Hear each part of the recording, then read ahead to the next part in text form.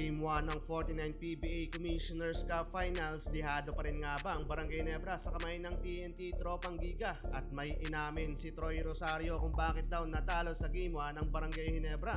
So ayun na nga mga idol, nagsimula ang matinding bakbakan na 3-match ng Barangay Nebra kontra sa TNT Tropang Giga dito sa PBA Finals. At kahapon nga sa Game 1, TNT claims the victory over Ginebra sa score na 89-95. 6 na puntos lang ang kalamangan mga idol. Buhat na buhat ni Ronde Hollis Jefferson ang TNT Tropang Giga at nakapagtala ng 34 points, 13 rebounds and 8 assists. Almost triple-double yan mga idol. Habang nakapagtala naman ng double digits sina RR Pugoy, Calvin Oftana at Reynam Batak. Solid din mga idol ng kanilang naging team effort sa Game 1 na nagpahirap sa Barangay Nebra. Habang sa Gene Kings na sayang ang ginawang 28 points, 15 rebounds and 6 assists ni Justin Brownlee. Habang 17 points and 13 rebounds naman ang kinamada ni Scottie Thompson.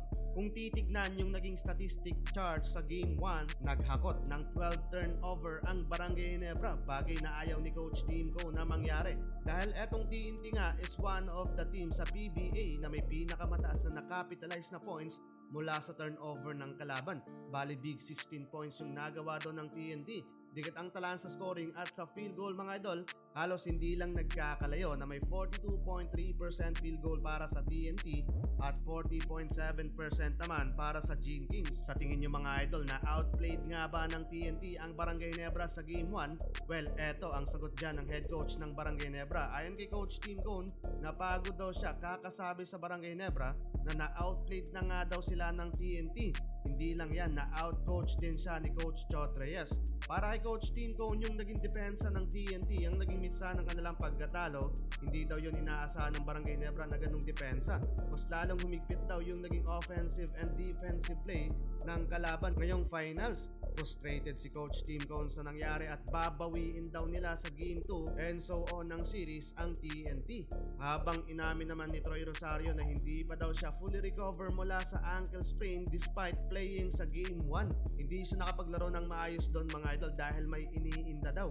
Even though na gano'n ang kalagayan ng big man, not bad or good, and nakapagtala pa rin siya ng 8 points, 2 rebounds, and 1 steal, shooting 3 of 7 from the field and only 1 of 1 from the 3-point line. Final Game 2 ay muling magaganap sa Mall of Asia Arena ngayong March 16, 7:30pm. Sa iyong prediction mga idol, sino ang mag-uwi ng championship title this conference at ilan ang magiging standing sa series? I-comment mo na yan sa ating comment section.